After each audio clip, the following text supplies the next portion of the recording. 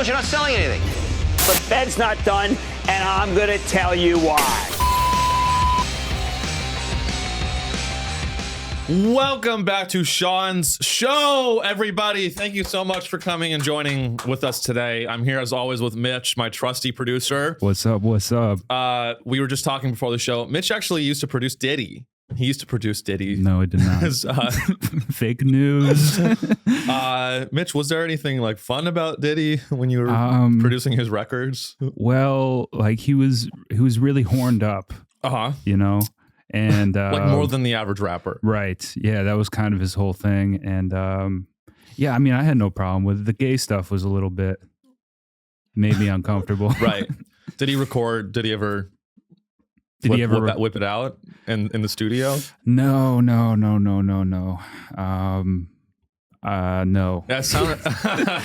It sounds like there's some it sounds like if I asked more signed an NDA. You signed an NDA. Yeah. No Diddy agreement. A not Diddy agreement. No diggity. Look, a lot of people, they sign these NDAs, these no diddling agreements. Yeah. Honestly, we need to do that from now on. Like with P. Diddy and all the stuff that's coming out about him and the indictment, we need NDAs now. Yeah. We need no diddling agreements. No diddying. No diddy. That should be a verb. I got diddied. Yeah. Like diddled, whatever. People made that joke already. What, I got invited to an awesome sex party. Yeah, everyone's overblowing this shit. They're like, oh, Diddy's like last episode. I retract everything I said last episode. I retract it all. I called him an international sex slaver. Yeah, that's like slave trader. Right. I like futures and options. He likes sex slaves.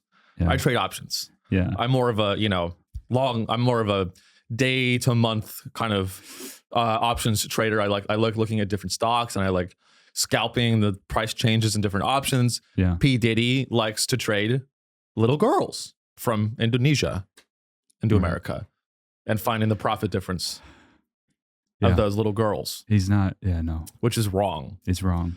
Don't point your guns at women, guys. Yeah. Don't do it. But that's last week, and this is this week, and we're going to talk about a different pedophile this week.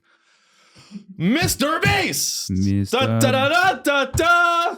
The king of YouTube is Mr. Beast. Senor Beast. Senor, I don't know Beast in Spanish. I took 4 years of Spanish. Senor Monstruo. Mr. Monster. He is, but no, I think this was actually last week. This was leaked. Last week, Mr. Beast has a employee onboarding handbook type of document, and you may get these. If you've ever worked at a Chipotle or you've ever worked at a Taco Bell, they have these onboarding documents where they're like, hey, if you're gonna smoke meth, do it outside. Do it away from the customers. If you scoop the meat, make sure to give people half a scoop if they look like Sean Reilly. That's like a big thing at Chipotle. Yeah. I always seem to get shorted. I think it's my face. Do you ever ask for like kind of some more meat? It's I pull out my phone. I actually show up. Those First Amendment auditors that have all these cameras. I show up to Chipotle live streaming on Twitch. Yeah, you have a body cam. I do. When I go to here's every one of these like life hacks at Chipotle. Every life hack is just being a dick. Why is every life hack these days? It's just like, hey, here's a life hack at Chipotle. Did you know if you pressure the minimum wage employee for more meat, they'll give it to you? Yeah. That's like not a secret. Like there's like these assholes on the internet are like, here's a huge Chipotle secret hack. You haven't seen this anywhere else. Did you know if you go up to the teenager with zits on his face and you go, hey, give me more meat, zit boy, they'll give it to you? They follow me for more life hacks. It's like, what the fuck? What are we doing? That's not a life hack. Or a life hack. Did you know if you ask for a water cup and fill it with soda, you won't get caught? Did you know you won't get caught if you steal? Isn't that crazy? Life hacks. This is the life hack, the Chase bank glitch. Did you follow that story at all, Mitch? Not really. And you got to inform me here. So this, and I'm going off script a little bit, but the Chase bank glitch was this, not really a glitch. It was check fraud. So like what there's if you bank with Chase, there was this glitch where you could write a fraudulent check, and you could scan it on your phone, and it would automatically deposit that money, even though it was a fraudulent check. Okay, gotcha. So you could write a check to yourself for $20,000, $30,000, and then it would appear in your bank account, and then you could go to a Chase ATM and withdraw a percentage of that money. Do you know who they were writing the check from? That I don't know. Yeah. P. Diddy, maybe the Diddler. You could write. It could probably be from anyone, but as long so they got these. So then they withdraw this money, and everyone on the internet suddenly became these financial gurus. Yeah. That seem to and look, I get it. Like, I don't want to be one side here. So here's what happened is everyone was saying like, yo, there's this bank glitch. There's this Chase glitch where you can get free money. Yeah. Isn't that crazy? And everyone online was like, yo, we up. Right. Yo, we up with the Chase bank glitch. Right. Yo, whole squad up. Yes. Me and my home, Okay. I don't mean to be doing a black accent. Okay. No, you're Did good. you pick up on that? Yeah. Okay. That was just an accent that I chose. I could do a Chinese accent. Was it black people on it was TikTok a lot of that were no, it wasn't just okay. it was a lot of it was poor From all people of walks every life. race. Okay. Gotcha. It was every race of people they were doing this. Yeah. But everyone was like, holy shit, this glitch. And so the apparently they were writing them to themselves. they wrote the check So it from wasn't themselves to themselves. Yeah. So it wasn't. They weren't taking money out of anybody's account. It was Okay. Yeah. Just like spoofing the Right. money. Okay. Yeah. So it was truly a glitch. Yeah. So they're calling it a glitch, and then they're like, yo, get in on this glitch before it's patched. Yeah. Almost like it was a Minecraft Right. software bug. Yeah. Or you can get infinite diamonds. Right. They thought that's how brain dead people are these days. Okay. Like they think, dude, this is like they're stuck in this video game reality where there's no consequences for things. Sure. But not that I give a fuck. I want more people to steal from Chase. And that was what pissed me off. And you're not going to hear this take anywhere else on the fucking internet. So these people were doing this glitch and they were advertising to the whole world on the internet that they had successfully outsmarted JP Morgan Chase, Right. which was clearly not the case. You can't outsmart JP Morgan Chase. JP Morgan Chase is the federal Fed. It's the CIA. Yeah. JP Morgan Chase is the Illuminati. They are the money. They are money. Yeah. You can't outsmart the power. They are the powers that be. Sure. So all of these people on the internet were very they suddenly came out and they were very self-righteous and very actually Yeah. everyone on the internet was like, you guys are telling on yourselves. You guys are really telling on yourselves. That's not a glitch. That's check fraud. You guys are going to go to jail. Do you know who JP Morgan is? Yeah. Do you know? Have you heard of JP Morgan Chase? Do you know who JP Morgan was? I actually don't. What did he do? I don't know. I don't know either. But but my point is all these people were online saying, you guys know that you just committed check fraud, right? He owned the railroads. He owned all the railroads. So all these people online were like, oh my God, you guys are so stupid. Yeah. And my issue with those people is this. Yes, it's check fraud. Yes, they were online talking about it. And yes, they were advertising their crimes on the internet. But that doesn't mean you have to be a dick about it. They're rubbing it. All these people were rubbing it in the faces of these people that did the Chase bank glitch. You know, they were rubbing it in their faces like they're these stupid people. Yeah. And it's like, hey, that's all well and good, but you're going to come out and pretend that you've never committed a crime. You're going to come out here and pretend. And so why? Here's a question. Why are you so invested in JP Morgan's interests? Yeah. Why are you so suddenly worried about the financial interests of an investment bank? That was the majority take on the internet, is that these people are stupid? Yes. Oh, okay. Everyone came out and they were like, you guys know that the glitch is a check fraud, right? And it's like, hey, shut the fuck up. How about you mind your fucking business? Yeah. You know what they say in the neighborhood where I grew up? You mind your business or you get killed. I grew up in Sunnyvale, California. You ever hear of Sunnyvale? Sunnyville. California. It sounds rough, man. It's Sunnyville. People call it Sunny Hood. Yeah, because it was basically the hood. Right. I grew up in a place called Sunnyvale, California, where you know what the medium income is in Sunnyvale, California? What is it? It was very low, like poverty levels in the Bay Area. Okay, 110, 120K. You can't buy anything on that kind of salary. My parents, our family household income, I was growing up in Sunnyvale, $120,000. You know, that's below the poverty line today. You know what I had to do? What? I had to go sell candy at my middle school. Yeah. I had to do things like the Chase Bank glitch. I did the Chase Bank glitch. Okay. The show is over, Mitch. I'm really sorry. If anyone knows You've told on yourself just selling chocolates. If anyone knows any good defense attorneys that specialize in financial crimes, I would very much like to be connected, because this is a glitch that has costed me my livelihood.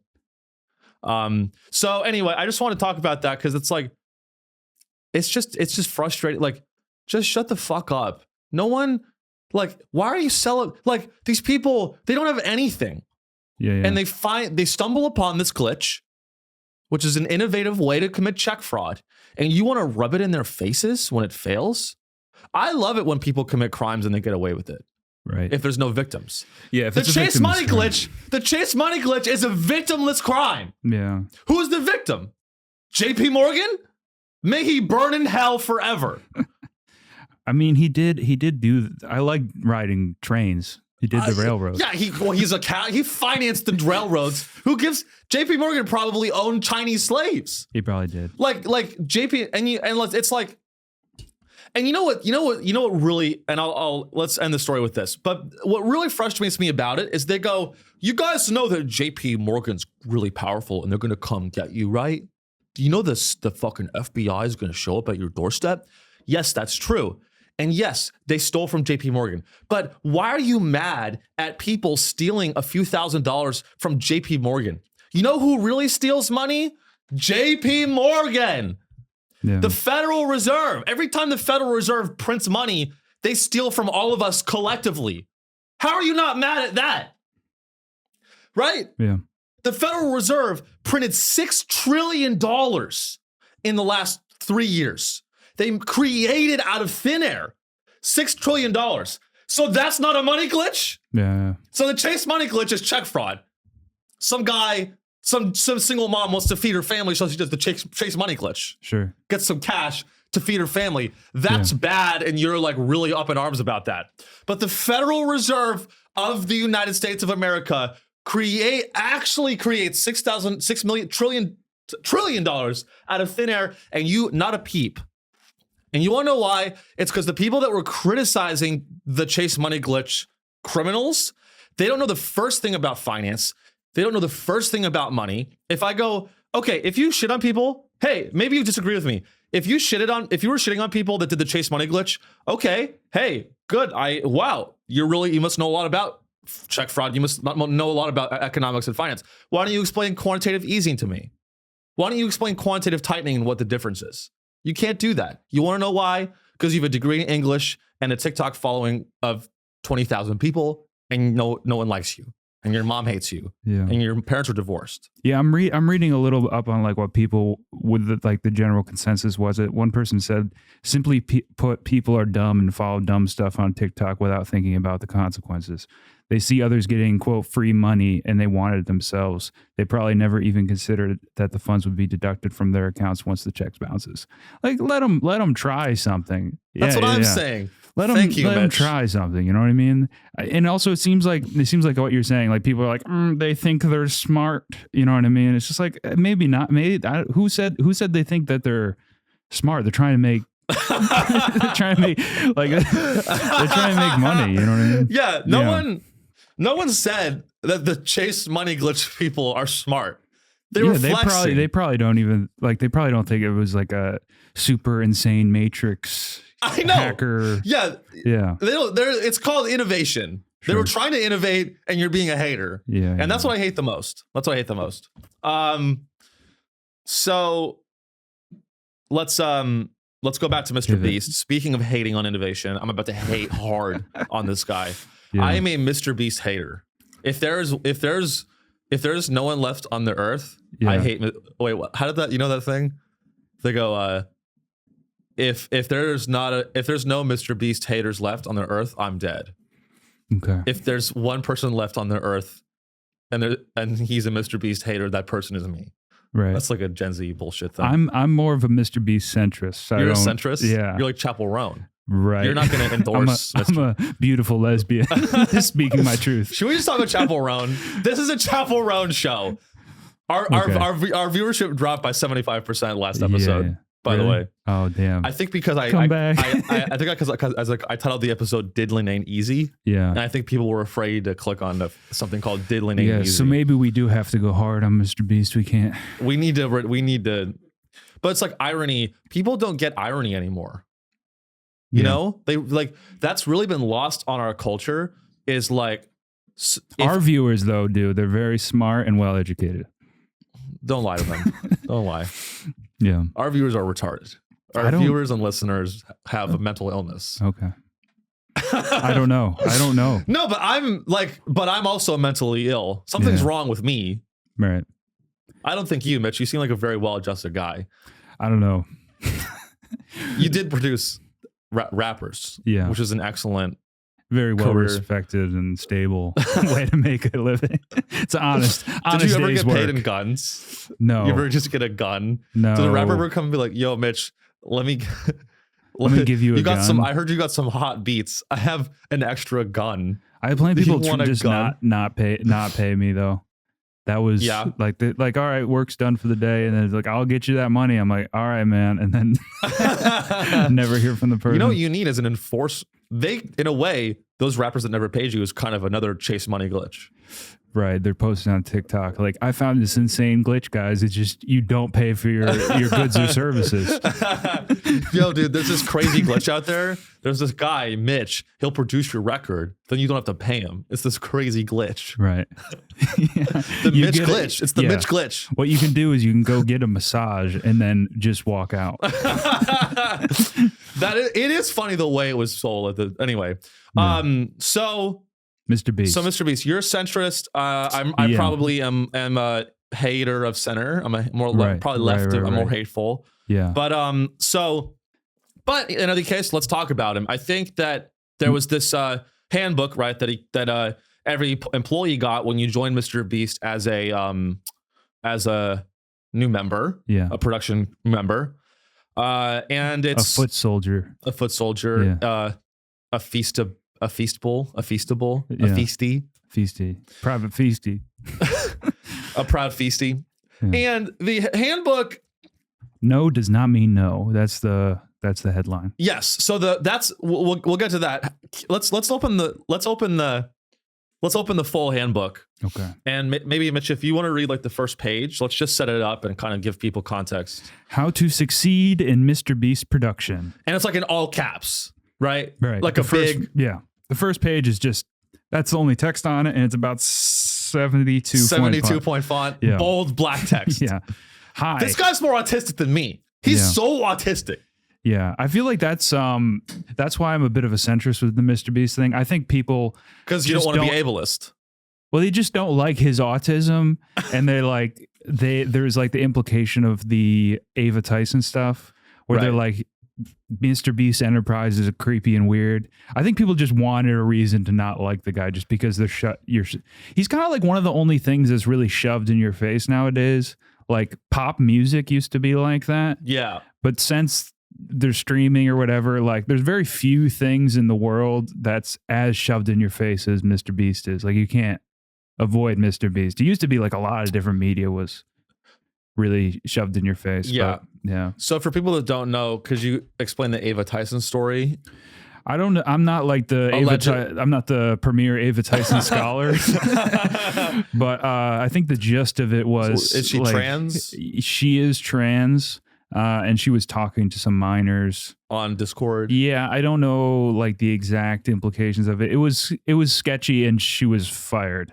Yeah, it wasn't a good look for Mr. Beast Enterprises. Right, but and this sort of comes on the tail of that. Like people kind of had a reason to hate Mr. Beast, and they're looking Yeah, I mean, anyone that gets a certain level of scale with their enterprise is going to have people that want to take them down. Yeah. Also, I mean, he's just extremely powerful, and it seems like he isn't like, I guess, the most kind-hearted guy, which he kind of portrays himself to, and that's kind of what the handbook gets at. Yeah, he's like, just be a complete hard ass, don't give a absolute fuck. I mean, he has one of the sections of the Mr. Beast handbook is no does not mean no. Yeah, that's kind of the most controversial section when dealing with people outside Mr. Beast Productions. Never take a no at face value. So it's kind of like, you know, Machiavellian. I guess people don't like that. Right. Yeah. Like, talk to other employees, see if somebody's a fan. It's kind of sketchy, but I feel like anybody doing content creation in the world would try to leverage their credibility with people, right? Yeah, I mean, even my show, Sean's show. Yeah. You know, I've gotten many free things out of it. Yeah. Not yet, but no, I really have. Yeah. I tell people I run a podcast, and this guy didn't stab me in the throat. I was in the subway, and he was like, "Give me all your money, asshole." I was like, "Wait." Wait a minute, Sean. It was like 4 a.m. I was on the L train. Yeah. I was taking the L. I take lots of L's. This guy came up. He was like, "Hey, asshole, no one's around. Give me all your money or I'll fucking kill you." And I was like, "Dude, don't do anything. I have a podcast." Wait, he's like, "Wait a minute, that BlackRock thing?" The guy's trying to stab you. Don't you talk about the Federal Reserve? Wait. I love your shit, Sean. Hell, my man. And he dapped me up, and we actually ate a Feastable together. Right. We split a feast. I was like, you know what, dude? Since you didn't kill me, I split a Feastable in half. Yeah. And then he was like, I love Mr. Beast. And I was like, dude, me too. Right. Then I pushed him in front of a train, like in a House of Cards. Yeah. You're like, no does not mean no. But then I was like, hey, you want to fuck? And he was like, no. I was like, wrong answer. Push. But in a lot of ways, Mr. Beast is ahead of his time, because we now live in a world where no does not mean no. We live in a world where yes means no, no means yes. The sky is beneath us and the ocean is above us. We live in a world of chaos and confusion. We live in a world where, there's no laws. If you got enough clout. If you have enough clout, you're going 150 in a 65. Yeah. The cop pulls you over and you're like, I need to talk to somebody who's a fan of my podcast. Yeah, I mean, I mean, the obvious joke is that, like, Mr. Beast, like, no does not mean no. It sounds very rapey. Sounds very, very like what? No, actually, Mr. Beast, no doesn't mean no. But in the non-rapey sense, I admire, like, I admire the tenacity. It's tenacity. Yeah, he has a lot of tenacity. He's leveraging what he can do here. So, can you read the full "no does not mean no" just so people know how this guy writes and how he thinks? Because this is straight from his brain. Yeah, like I was saying, people dealing with people outside of Mr. Beast. If we need a store to buy everything inside of, and you call the local Dollar Tree and the person answers and says, no, you cannot film here, that literally doesn't mean shit. That's his. Talk to other employees and see if there are any fans or if any kids are fans. Talk to the boss's boss, have them DM me on Twitter. If after all avenues exhausted and left with a no, that doesn't mean don't try the other Dollar Trees, because the managers could be huge fans. He's basically saying push through the no.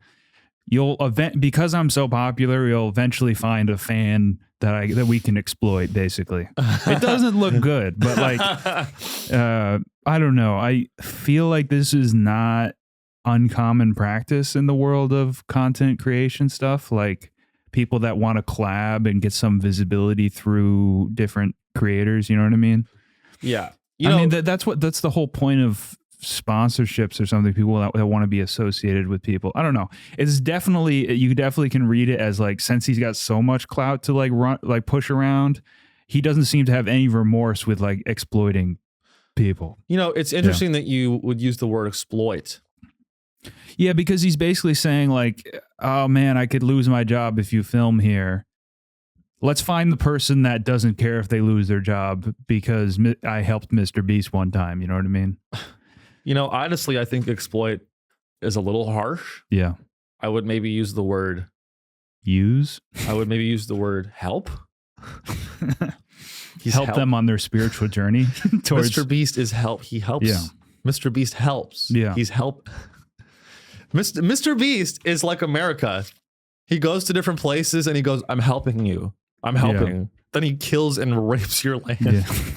He rapes your land and kills your women. And he goes, see how I'm helping? Yeah. I'm spreading the gospel of the Mr. Beast democracy. Yeah. In the world. And the Dollar Tree manager is like, what are all these people doing here? And he's like, they're here to help. They're They're setting up the Mr. Beast government on this land. And that's the better way. And there's no argument about it. And they both have tanks. Yeah. Mr. Beast and the American military both have tanks. Honestly, Mr. Beast is the American. He's a DOD psyop.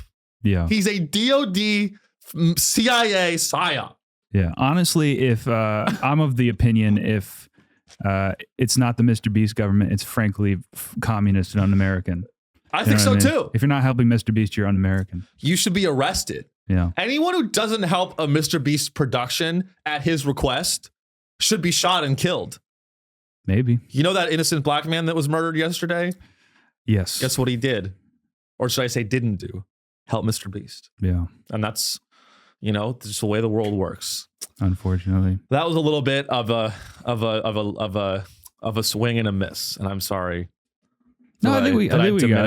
I think we got it. No, that is great. Did you see that story?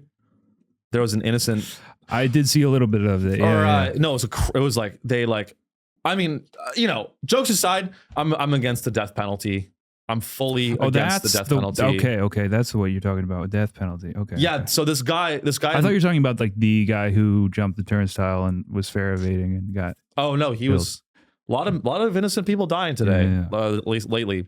No, there was this guy in Missouri who I believe was convicted of murder in 2001. And then they fucking executed him yesterday but I guess there were some issues with the trial. He was sentenced to death for the 1998 murder of Lisa Gale. Right. Yeah, he maintained his innocence, and he was just given lethal injection, 6 p.m. local time. I think this was yesterday. Yeah. So a lot of people, the NAACP made a comment that said that was like, something like, the state was looking for someone to kill, and this time any black man would do. And that's pretty heavy. And I tend to, even if he did it, I'm just, again, I remember I was talking with my friend once in college, and I was like, we were arguing about the death penalty. And he was like, well, I think if the crime is bad enough, then maybe you do deserve the death penalty. And, this is the moment I became a libertarian. I was like, but you want to empower a state to kill you? You want to empower a government to kill you. Yeah, right. Like that to me is just a line that should not be crossed. Yeah, it's a rough thing, man. It's a philosophical gray area. Obviously, when you got a guy like Hitler, some crimes are so unimaginable that maybe the death penalty is warranted. Yeah, I don't know. It's tough because it's like a eye for an eye type thing. That's what kind of it comes down to. Like if people have done something horrible, are you able to murder them? I don't know. Well, and also it's like if the United States ever does become like a tyrannical fascist state, rough. It's rough to give the government that sort of power. If they become corrupt, all of a sudden you have a corrupt government with the power to execute its citizens legally. Yeah. So it's a legally sanctioned murder is what it is. And to me, I don't see any, basically, I don't really think that should ever be allowed unless you're talking about like Mr. Beast. Like I think Mr. Beast should be sentenced to death. You just got to find the right jury, man. That's one of your fans. If there are 12 jurors and Mr. Beast is on trial, I'm going to be the one. Have you seen 12 Angry Men? Yeah. I'm going to be the one juror that's like, no, he deserves to die. God, it'll be the opposite of 12 Angry Men. Yeah. It'll be, how about 12 Autistic Men? That's a good movie. 12 autistic men. 12 tired men. 11 normal men and 1 autistic man. Yeah. 12 horny men. It's just a P. Diddy party. Yeah. No, I would love if Mr. Beast was on trial and like he was being tried and everyone else was like, he's in it. It's the opposite where everyone's like, he's obviously innocent. I'll be like, no, look up the evidence. This guy's bad.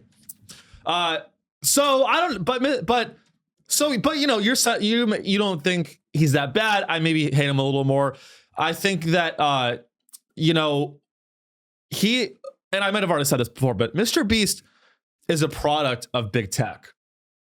Like Mr. Beast would not have risen to the level of power that he has if it weren't for the way that YouTube is designed and what YouTube incentivizes. Like YouTube doesn't incentivize this show. Like I'm just so you guys know, I'm actively pushing against incentives to be extremely rich. I'm not even like, you know what I mean? Like we could easily do a show where I'm like, dude, aren't trans people fucking crazy and stupid? And maybe we should start doing that show. No, but that's what happens to a lot of shows. Is they're like, you do like if we suddenly started to be like, dude, trans people are so stupid and mentally ill, aren't they? Aren't they, guys? Isn't this fucking crazy? And you know, it's just these dumb woke liberals. Like, shut the fuck up. Just popular talking points. This is the show now. I'm not even. Okay. No, I'm not kidding. But like, if we did a show like that and then we clipped it up and then we put out that little chunk on YouTube and we go, trans people are crazy, and we capitalize and we use emojis, #trans.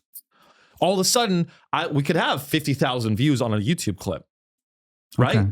I don't know. I don't know if that would actually work. I don't know. I think it would. Yeah, just say something really fucking controversial. I guess it works for Kanye's album. His album. Kanye's whole career is controversy. Yeah, I guess. And you know, it's like, it's extreme, and that's why YouTube and big tech, they reward extreme content, extreme crazy drama. And it's kind of a new version of the old thing, which is that controversy sells. Hollywood has always been about controversy. TMZ. I don't know if it's an active thing on big tech. I feel like it's just, unfortunately, that's kind of most people's preference. It's just drama, kind of assuming people are bad, that sort of thing. I feel that's a good point. Confirming suspicions. I feel like YouTube supercharged it though. I mean, they like actually in the handbook, there's this other page in the handbook where he talks about this will be really good to talk about, because I really think this goes to show how you know, art is fucking dead. Media has been quantified by autistic psychopaths. Media, the very nature of media, has been quantified and engineered by autistic sociopaths that want to sell you chocolate bars. It is so unbelievably mind-blowing that humanity has come to this. Yeah, I mean, he's saying like... Do you have this stuff about the retention curves? Well, he's talking about, I found this 99% of movies or TV shows would flop on YouTube. On top of that, they'd be wildly unprofitable. So you're saying, yeah, like any sort of artistic thing that's really given care or has some, like, you know, value to it isn't really gonna work. Right. Yeah. There's this other part, if you could find, it's about he talks about like the 1 minute mark and the 3 minute mark. That's really what I want to focus on in the Mr. Beast handbook, because this is how he doesn't think about. This is how he thinks about his videos, his art, you know, his product. This is how he thinks about it, you know? Yeah. Okay. Yeah. I found the retention curve. Okay. He's basically talking about the attention span of 60 million people that clicked on the video. It's crazy, but we can see exactly when every single person who clicked on the video clicks off. As with almost every video on YouTube, the first minute has the most loss. This is why we freak out so much about the first minute and go above and beyond to make it the best we freaking can. God, I hate this guy. Hey everyone, let's make the best. Mr. Beast has like this accent. Doesn't even accent. He does It's have like the his own YouTube accent. it's the YouTube accent where he's like, "Hey everyone, welcome back to Mr. Beast. I put 17 billion tomatoes in my asshole." and I got 100 people here today that are going to eat one tomato out of my asshole until there's no tomatoes left in my asshole. Yeah. And make sure, and then it's like, it's just so fucking stupid. It's so crazy. It's so, and like, no one cares. Like, everyone loves it. Yeah, he's basically saying like if you don't grab somebody in the first 1 to 3 minutes of a video, and not make them invest in the story, you basically lose them at this point. And I don't know if that's the fault of YouTube. It could be the fault of just how much content is out there. You know what I mean? Vying for people's attention. I don't know. Yeah, it's real. I mean, we'll never really know definitively. Yeah. But like, because there is more content out there than ever. Yeah. Right. And that does.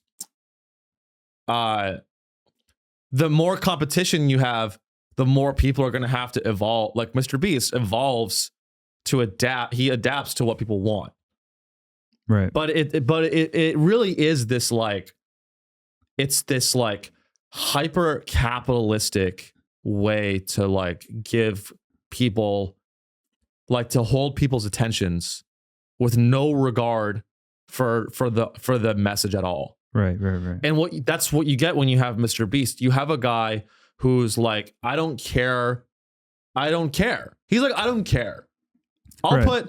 Beast's like, I don't care. I took 100 dildos and I put them in P. Diddy's mansion, and I have 100 kids here, and they're gonna run inside the mansion, and they're gonna try to find the dildos. It's like crazy. It's creepy. Yeah, it is creepy. I mean, yeah, I understand why people hate his shit. It's the lowest common denominator stuff. I don't know. To me, it's just kind of boring. I get why people are pissed off though, because he's just making the worst slop imaginable and just trying to capture the most people, and basically kids. I mean, that was another thing people were saying is like, it's mostly content for children. Yeah, it is. Yeah. And that's actually like, and there's this whole documentary that's very interesting that I encourage you guys to check out about Mr. Beast. And like, I guess I forgot, it's like an expose, but whatever. I'm not trying to condemn the guy to death. I know I said that earlier that I wanted him to get the death penalty. But like, it's like, Mr. Beast, the other aspect that I think is crazy is he has this Feastables brand of chocolate, but if you buy the chocolate, you get entered in a raffle or a lottery. So the chocolate bar is almost like a lottery ticket, which is almost like gambling for kids. Yeah, that was a big thing as well. And so and this is not just Mr. Beast. This is like a broader thing that a lot of artists and creators are guilty of, is they become shills for the alcohol and the gambling industry.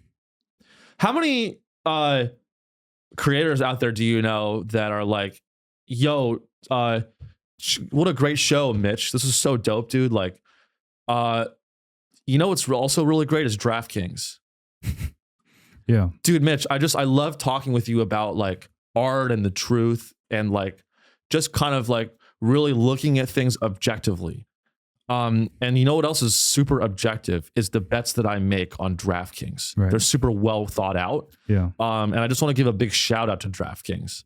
DraftKings has always been my side. When my wife divorced me because I was gambling too much, DraftKings was there for me. So that's why I want you to use promo code Sean Show. Yeah. For 20% off your first bet. It's also DraftKings. It's also creepy when you attach food to it. Like, you know what I mean? It's sugar, it's like it's if we diabetes and gambling. It's like if we came out with like a meal replacement product, and like you take the Sean's Show Soylent, and then it's Sean just like, Soylent, and then you can gain Sean points to redeem on the Patreon. Mitch, I like your idea. This is why I hired you. You get an NFT. I jizz my pants. Yeah. I just jizz my pants. That you can exchange for more Sean's Show merchandise. Yeah. You can unlock an extra tier of the Patreon when you buy Sean's Soylent. Guys, when you with just 25 Sean points, you can join our secret Discord channel. Yeah. Where I will cut myself on camera in the shape of your name. Yeah, but you have to drink 15 drinks. Yeah, if you record yourself drinking, this is what Mr. Beast does. If you record yourself eating 100 Mr. Beast Feastables chocolates, you have a chance to go on my next video where I'll shove 17 million tomatoes in my asshole. And then I shit out the tomatoes in a giant cave pit. And then I run a train into the pit and it explodes. It's like, calm down. Can you not? Can we just? We used to have the Sopranos, right? Now we have Mr. Beast. Yeah. We used to have mobsters that would kill each other over values and respect. Yeah. It'd be great if like the Sopranos came up with their own frozen lasagna. You could earn Sopranos points. Soprano points. Yeah, you get like a behind the scenes. That's the thing also with the Mr. Beast Feastables thing. Cannolis. Like I think he wasn't at some point, at least in some of like his illegal lotteries, like the merchandise stuff. Allegedly illegal lotteries. Yeah. Let's be safe here. We don't want to get sued. Yeah, but like the promise of what you would get for participating in it was like you unlock. I remember one of the Feastables promotions was like you unlock a video or you like get a signed T-shirt or something. Like even like I don't know. He was also promoting like PS5s and stuff that he was going to throw in. I don't know. It just seems like when you're buying the thing, you're like participating in more content. Like by buying the signed T-shirt, you're like doing your own little personal Mr. Beast video where you might get a giveaway. Right. Like it's all the same thing. You know what I mean? No matter how much money you put into it as a fan, right? You basically just get to participate in more content. You know what I'm saying? Yeah, it's Mr. Beast and Andrew Tate have a lot in common. Like Andrew Tate's Hustler University. Is that what he called it? I don't know. I'm not a big Tate head. Tate head? Yeah. Well, the genius of Andrew Tate was that he had all these minions. Yeah. Making like, he'd be like, you want to get rich? Yeah. Edit content for me. Andrew Tate's entire business model was, you want to be rich as fuck? Join my exclusive club where you cut up clips of my podcast. That's literally what it was. So you want to get rich what was behind that paywall for like his like course? Basically, yeah. Okay, it was sold differently. It was like, yo, you want to be a fucking casino billionaire like me? Yeah. Caption me saying that and put it on your YouTube channel. Yeah. You got to get into content of me. That's how, and help spread the word. It was like a big content pyramid scheme all the way down. And there's so much shit like that nowadays, like getting into finance or whatever. Like you buy this ebook and then the ebook is about selling other ebooks. Yeah. You know what I mean, that's the biggest, that's got to be the biggest grift right now is education.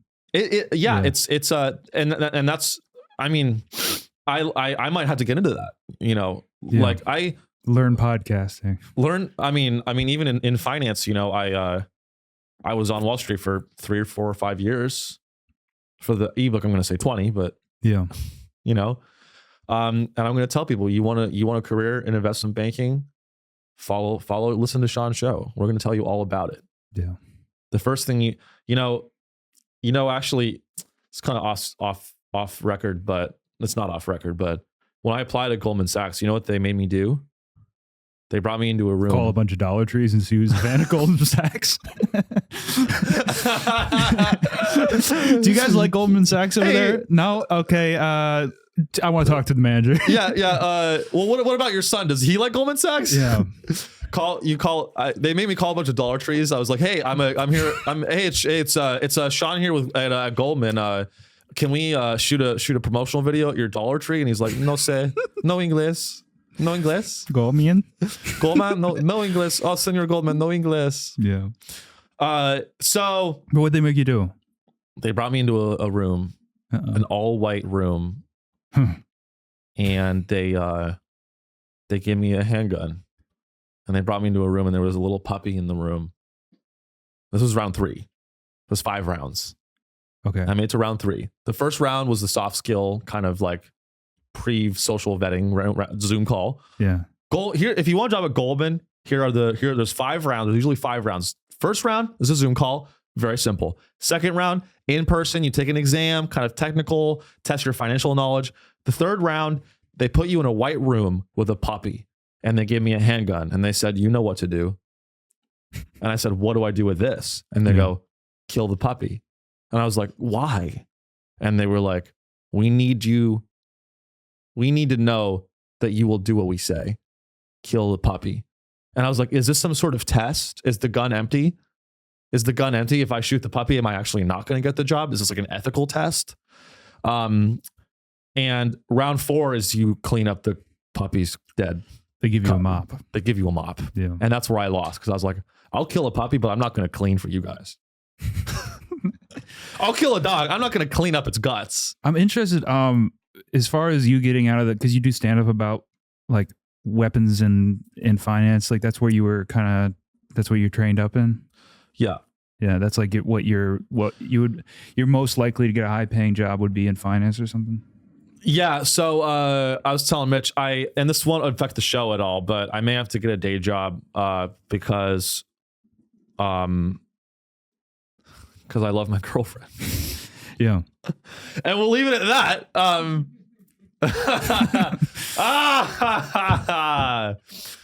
Oh no, but yeah, it's there's just so many like dude, it's like, everyone in here, we're all entrepreneurs. Like you were recording people, rappers, like we're all kind of, I don't know. I feel like a lot of people, they don't think about the bigger picture. And it's very easy to like, that's a requirement when you work on Wall Street. It's a requirement that you do not think about the bigger picture of what you're doing. Okay, yeah, because I was going to ask you, is this metaphorical puppy and a gun, is that like, is it just that it's not a metaphor, but continue. Okay. But this very real puppy with the gun, does it represent like you just hate the day-to-day work of it, or is it more you actually feel like there's structural evil that occurs on Wall Street? I mean, structural evil is very inflammatory, and I don't appreciate that. Okay. I would say it's actually no. It's I mean, dude, I like. Does that puppy represent your inner child, Sean? In a lot of ways, I am the puppy. Okay. In a lot of ways, you like you smoke DMT and you do ego death. I don't know about that, but have you smoked? No, I've never smoked DMT. Yeah. What I hear. Yeah. Actually, I was when I was in Austin, Texas. This is more just me jerking myself off or sucking my own dick. Go ahead, King. But I was in a room with 5 other comedians in Austin. And someone brought out DMT. Yeah. And we're going to get on the fucking Joe Rogan Experience. Yeah, literally. And some of them ended up getting on it, which was cool. Really? Yeah. But no, it's me and 5 comics, and one of the comics brings out DMT and he's like, yo guys, you ready to blast off? And I was the nonconformist. Everyone else smoked DMT and I didn't. What was it like being in a room as the only sober, I guess? It was so weird. Yeah. It was, everyone took turns smoking DMT, and I just sat there sober while these guys had out of body experiences. What does an out of body experience look like from the outside? I mean, they just look like they're falling asleep. I guess it looks like you're being possessed. Yeah. Okay. It literally looks like this. You're like you smoke it. You're like, also you smoke it out of a meth pipe. Trashy. You're like, it looks like this. Ready? Okay. Right. Yeah. So sort of not just knock. Oh no, seizures. A little bit of seizuring. I would be I would call the ambulance. Dude, it's call the damn police. Yeah. I mean, I'm like, I almost rat. I won't snitch on him. I never tell. But concerned about it's like I was just like, I don't know. And then they all shit on me. They were like, oh, you should have smoked DMT with us, Sean. I'm like, I'm not gonna conform just because you guys are all if you guys all ran off a bridge, would I run off a bridge? No. I'm not gonna I don't also like I had already done psychedelics, and it's like,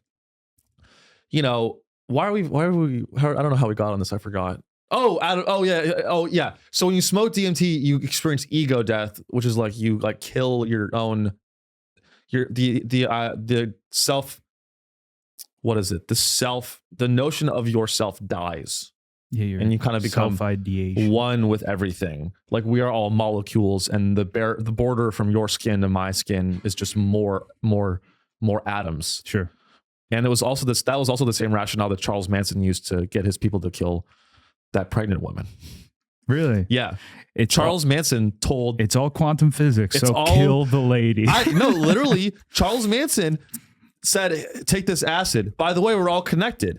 And if we're all connected, that means you can kill this pregnant woman, and it's just sending her back to the cosmic goop. Which is honestly a very smart way to get someone to kill someone. It's like, look, you're not even... Death is not death.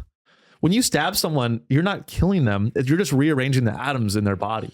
Right. I guess it dehumanizes both the target and the person. Yes. Yeah. It's kind of clever. It's very, and when someone's on psychedelics, they're very suggestible in that way. Yeah. And it's also the same suggestibility that brainwashed all those people into doing stand-up comedy in Austin, Texas, which is honestly a worse choice than murdering a pregnant woman.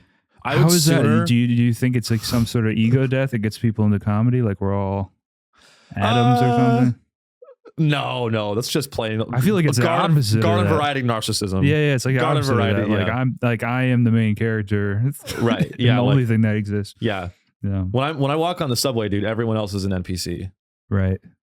I gotta tell them the way the things are. Or else how the fuck are they going to know? My opinions are really important. Yeah. And if they don't listen to Sean's show, how are they going to know Mr. Beast is cringe? Is cringe, but also kind of boring. Anyway, we got sidetracked. Let's answer some questions before we wrap. Okay, let's see. The episode here.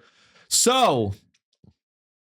Oh, you got the link there. You got to pull them up. If you don't know, guys, fuck, I forgot to do that thing at the beginning of the show where I say I'm supposed to do all the plugs and shit at the front, and I forgot.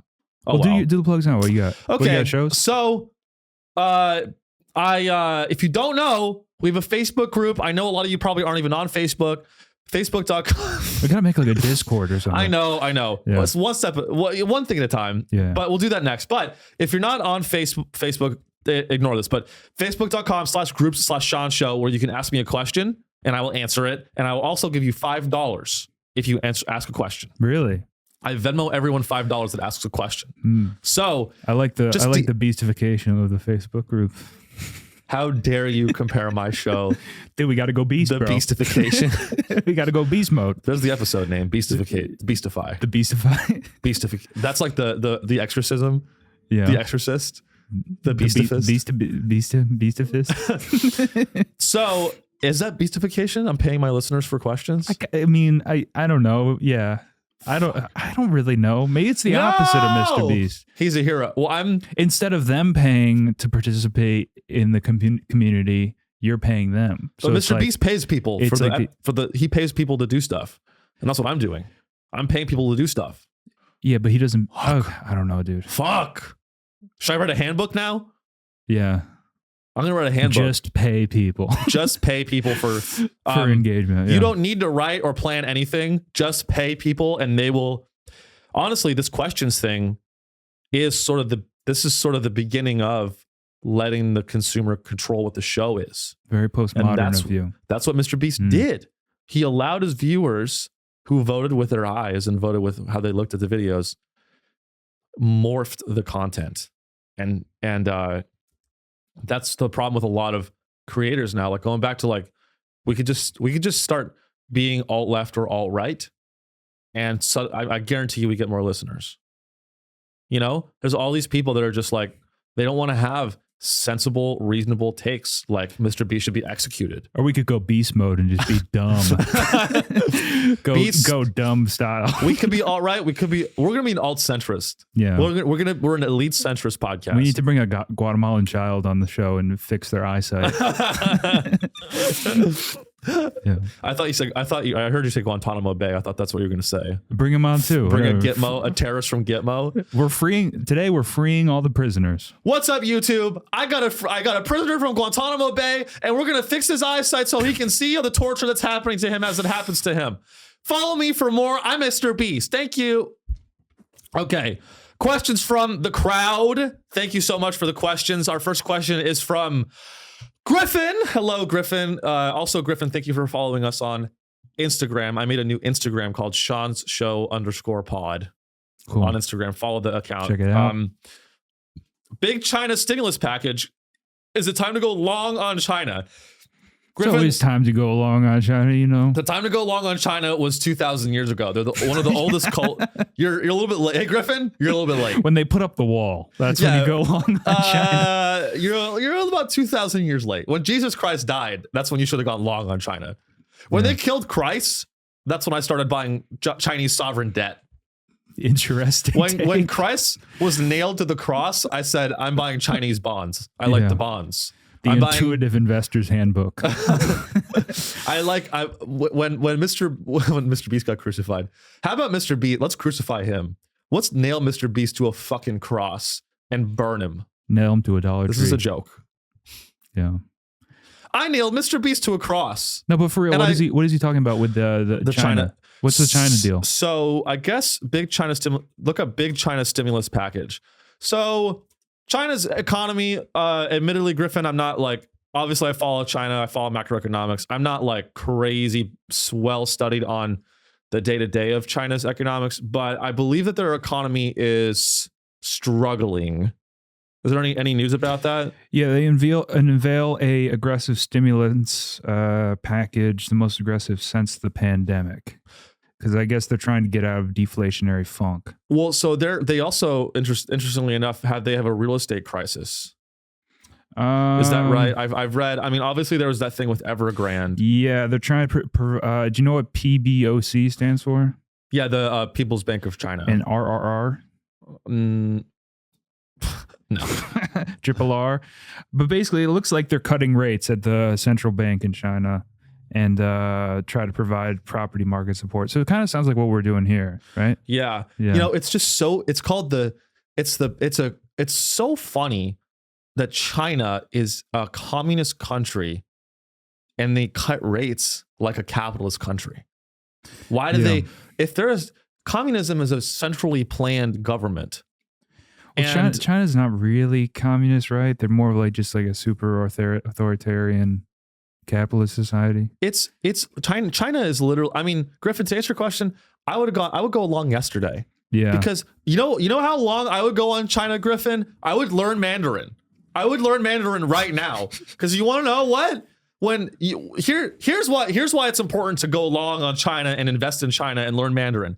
Is that in 2028, when the Chinese soldiers kick down the door of your studio apartment, you want to be able to go "sheshe, sheshe," yeah, and then they won't shoot you. Yeah, no, right? No does not mean no when it comes to the Chinese government. You say no, don't kick in my door. No, and they're like, we're trying to get in to find fans of China inside. You know? No. I follow China on Twitter. I'm sorry, I follow China on X. Listen, I'm the biggest fan of China. That's all I can say. I'm big on China. There's no other big fans of China except for me. But yeah, they're in a deflationary economy. So yeah, probably right. They're cutting rates because of deflationary pressures. I mean, aren't we cutting rates, but we're also having insane inflation out of control?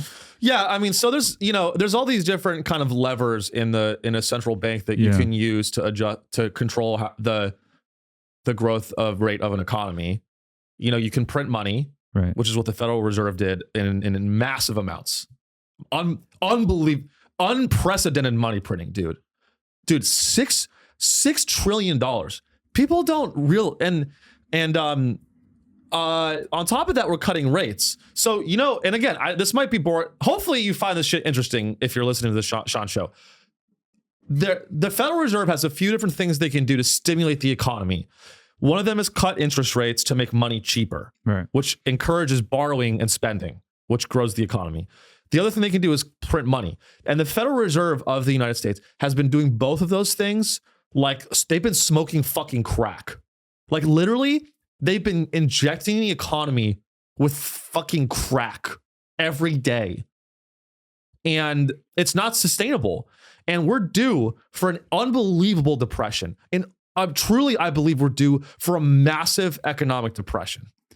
Yeah, I mean, who knows, right? Though, And they could just keep bailing out the banks, and they probably will. And they probably will. And the only thing that can save us is Feastables and Mr. Beast. right? Mr. Beast can save us from a depression. Mr. Beast can save us from cultural destruction. You know what I mean?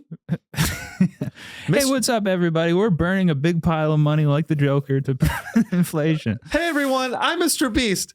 The US dollar is now worth nothing, and people are burning it to stay warm at night. Yeah, it looks like from, I mean, all we can put together here real quick, it seems like, yeah, I mean, China, they're going in, baby. How do you even invest in straight up China? Is buy Chinese currency? You eat more Chinese food. Eat some rice. That was bad. That's funny. No, you would buy like Chinese debt. Okay, like bonds. You can buy Chinese stock. There's a Chinese stock market. China's so weird. In a good way. I like it. It's quirky. China's quirky. It's a good country. No, I genuinely think that the empire of the United States is ending. Our empire is ending, and it's time for China to step into the role of number one. They deserve it. They're more organized. They're smarter. You know what I mean? They even do genocide better than us. Well, the Uyghur Muslims. Oh, right, the Uyghurs. Which is a horrible name for a Muslim minority group. It's like negging. Why is that word so close? There's all these words that are so close, right? That sound close to the N-word. Like, I'm not trying to say the fucking N-word. Yeah. It's Uyghur. It's like Waluigi. Uyghurs. Well, anyways, yeah, we're going big in on Waluigi coin. Yeah. So Griffin, buy China. I would go long on China. Thank you for the question, Griffin. If you send me a message on Instagram, I'll give you $5. Just send me your Venmo. Boom. Hashtag Mr. Beast. Gary asked a question. Not a question, but big news. You better get a lawsuit ready for Pete's Pods LLC. They stole yours and Tony's invention. So this is a deep cut. This is from episode 1 of my old podcast. Okay. The Thoughtless Experiment, which you should go enjoy. But actually, I think this was I put this story on the stories. So there's a yes, thank you, Gary, for acknowledging that there was a Mitch, the original joke we did was like there was this suicide pod company. Yeah. And we were like, what if that pod was like was actually in Texas, and it was like a Texas car salesman, but it was for suicide pods. Yeah. It's like, is your laugh shit? Come on down to Peace Pods. I thought, when you were saying suicide pod, I thought you were saying like suicide podcast. Like they're like, they're just talking like, man, I want to kill myself so much. Dude, same here, man. Yo, dude, you know what's so crazy is that we haven't killed ourselves yet. Why haven't we done that? Well, like the thing is like I'm thinking knives or something. Yeah. But it, like I feel like that would hurt too much. So. I know. I'm thinking of just like getting in my car and starting it and then going to sleep. Too slow. It's too slow. Are you going to leave a message, a suicide note? I don't know. It seems a bit dramatic, doesn't it? Yeah. Yeah. But what is a suicide pod? Like what you getting? What do they release? Is it basically like turning on your car in a garage? Is that how it works? I mean, there's it's if you're just listening, a visual description. It's like the Ferrari of suicide pods. It's like the coolest way to kill yourself. So it's a futuristic capsule that you get into, and I believe they actually put the pod in a forest for this woman who used the pod yesterday. So this is crazy. We have the first ever user, if you want to call her a user, or victim. We have the first ever user of a suicide pod that you get into and you hit a button and you die, like in Futurama. Here's a quote from the inventor. She didn't say anything. She really wanted to die. My estimate is she lost consciousness within 2 minutes and she died after 5 minutes. It's hard hard thing to do PR on a suicide pod. It's how do you market this? That's got to be. He probably had a whole team trying to figure out how to write that for months, and that's the best they got. Yeah. Like she lost consciousness, and she died, and she really wanted to die, and it's a successful product. Yeah, he's like, look, the suicide pod, it worked just as the suicide pod. People are scared of it, but it worked just as we intended. Yeah. She died. She wanted to die. Mitch, you and I, everyone wanted her to die. Everyone wanted her to die. And so we put her in the gas. It's a gas chamber. What was her deal? Was she like mentally ill, no, or was she just pain or something? What was her deal? So she was suffering from chronic pain, I believe. Is the link? Can you maybe I'm looking at it right here. What's the headline of the headline for it? Creator speaks out as several people are detained after a controversial suicide pod is used for the first time. Dude, this is like, in Wolf of Wall Street when the FBI kicks down the door, and everyone's like arrested, and they're like, oh fuck, and they're like deleting all the emails and shit. Yeah, this is kind of like they were. Imagine that, but it's a suicide pod. They're kicking down the door. I like to think that like the company that does the suicide pod is like a aggressive sales team. They're calling people up. It's just like it can't be that good on your end, man. Listen, James, I have a once in a lifetime like Leonardo DiCaprio. James, I have a once in a lifetime deal that just came across my desk. Suicide pod tomorrow, 50% off your first time use. These prices are to die for. Sorry to be morbid, James. But James, I know. Hey, James, real quick, Leonardo over here with Suicide Pods Incorporated. I just noticed that you divorced your wife. Now, was that amicable, or was that it was rough? Oh, okay.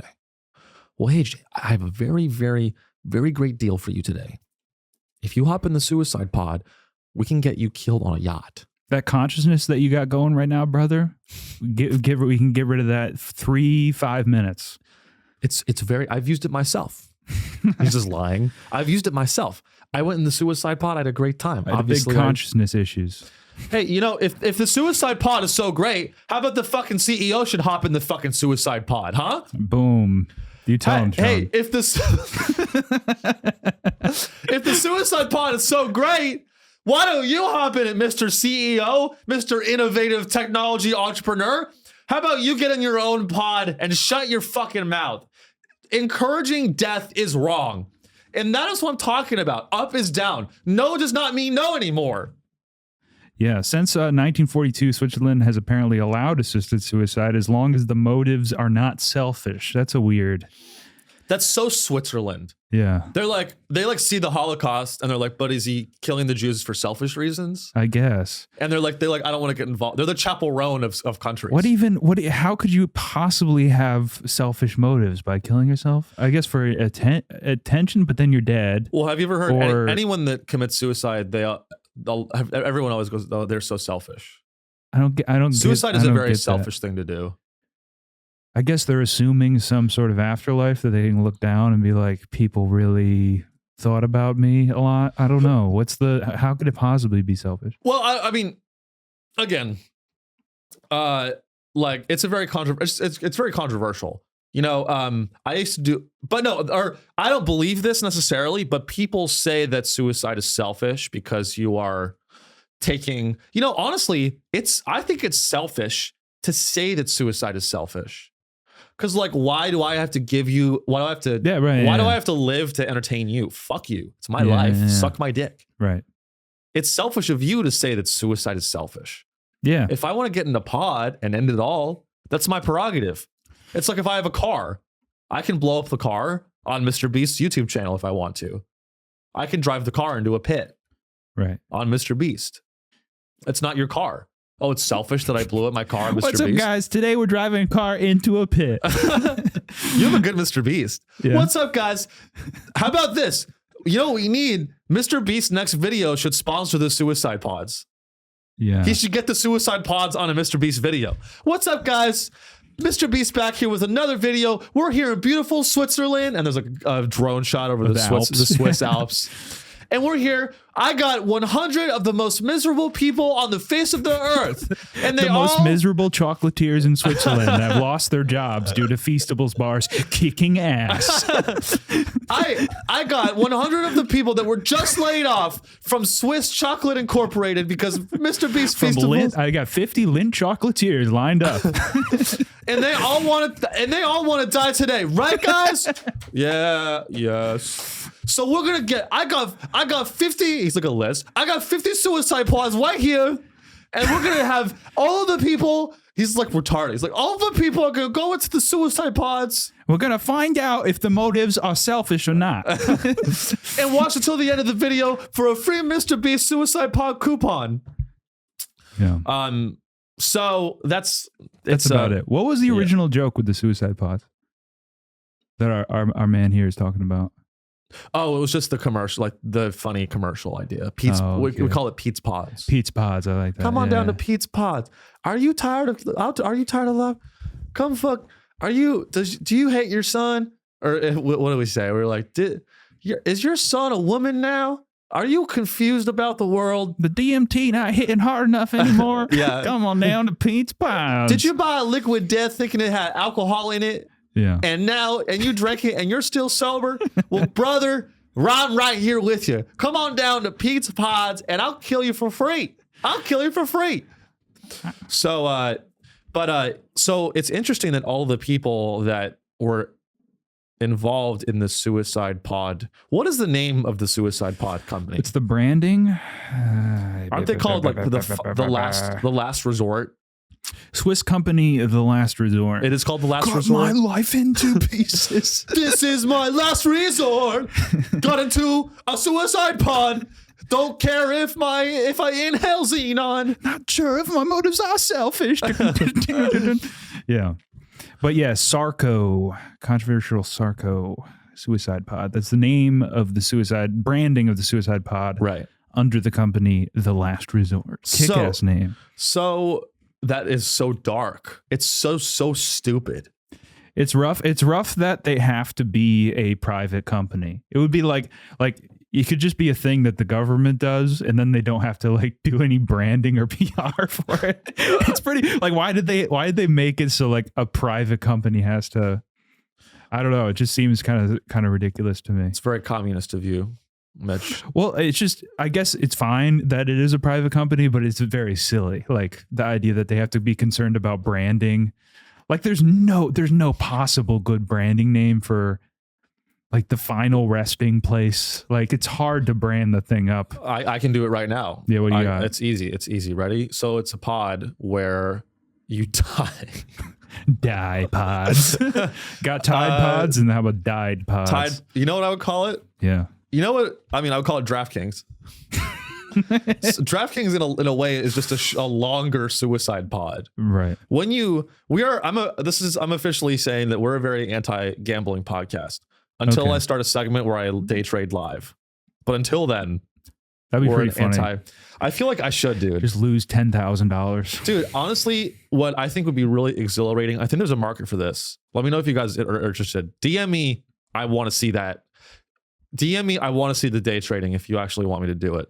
Yeah. I think it'd be really cool to have a TV right here in the studio. Yeah. And at the, because the stock market's open right now. Yeah. You can day trade and I can play poker and we can see who loses the most money. Or we could, that'd be fun. But basically we have a chart and like at the beginning of the episode, I could like put a bet in. Yeah. Like a trade. And then we watch the trade over the course of the episode. I don't know if I could do that. That would kill me. I would like not, stressful. I would be like, I would be so distracted. It's going up. Yeah. But like, it would be so like, dude, literally, I mean, I'm pretty well versed in the financial markets. It would be maybe we could do it on the Patreon. Yeah. Where like, it would be even my laptop, like I could just put like $1,000 into a stock option and we're just sweating. Yeah. And just like over the course, and I don't sell. I just, if it's down 1,000, then it's down 1,000. Yeah. I think that'd be very fun, and entertaining. And I guess the reason I think that'd be so fun is I want to show people how fake money is when you're involved on Wall Street. Yeah. How people and like it's so like crazy that like people suffer their whole lives and money is a problem for them their whole life. And I just want to show how sick it is that like I can push a button on my fucking laptop and make all this money every day, which is not realistic. That'd be cool if you put the Patreon subscribers' money into a thing, and then if it goes up, that's what I was thinking. Yeah. Is like, but that sounds illegal. It does sound pretty illegal. I was thinking of doing this video where I raise money on a GoFundMe. Yeah. It was actually a sketch that I wanted to film where I'm like, it starts out like a GoFundMe video. It's very sad. I'm like, hey guys, like I'm a comedian in New York, and like I moved here, and I finally like I feel like I'm so close to my dream, and I was at the doctor and I got some news that it's hard to share with you guys, but basically what the diagnosis is now is that my dad stopped funding my expenses. And now I might have to go back to San Francisco. Yeah. And work at Salesforce. But I just thought, but there is a light at the end of this tunnel. I just discovered this new investment strategy called day trading, where I can make money so quickly, and I really have a knack for it. My mentor, who I've never met in person, told me I have a knack for it. But he said I need to give him 10 grand so that I can day trade. Yeah. So I just need to raise 10 grand so I can pursue my dreams of being a world famous comedian. I look up to the greats like Brendan Schaub. I look up to the greats. George Carlin, Robin Williams. But I need money. So that was the sketch idea. And then I would raise the money. You know what a great podcast is when I talk about sketch ideas instead of just executing them and putting them out. Good. Whatever. We're a casual show. But subscribe to Patreon. We're gonna put it all in shit coins, and then maybe that'll be fun. We're gonna build the audience a little bit more first. But guys, we do have to run. That is the free show. So before you leave us, don't hit that button. I'll fucking kill you. Do not hit the X. Okay. He'll delete your Minecraft account. I will find you and I'll make you watch Mr. Beast. seanreillycomedy.com. That is where you can find all of my tour dates. I'm actually doing a lot of comedy on the road coming up. I'd love to see you guys at a live show. So if you're in Columbus, Salt Lake City, Dallas, Nashville, Tampa, San Diego, and Austin, Texas, I'm coming back in January. All tickets are available, seanreillycomedy.com. Please go to the Dallas show. I need to sell a minimum number or they cancel it. So come to the Dallas show if you're a Dallas listener. And then the last thing is to subscribe to the Patreon, where we will be continuing this conversation and diving into, and we get even crazier on the Patreon. Guys, I say retard on the free episode. What do you think I say on the Patreon? You don't want to know. You don't even want to know. But you do. Subscribe to the Patreon, $5 a month for an extra episode. Right now, the extra episodes are about 20 or 30 minutes long. We're going to try to extend that as the show grows. But I believe that is it. Mitch, you have any final words? No, just take care out there. Thanks for tuning in, and to see you next time.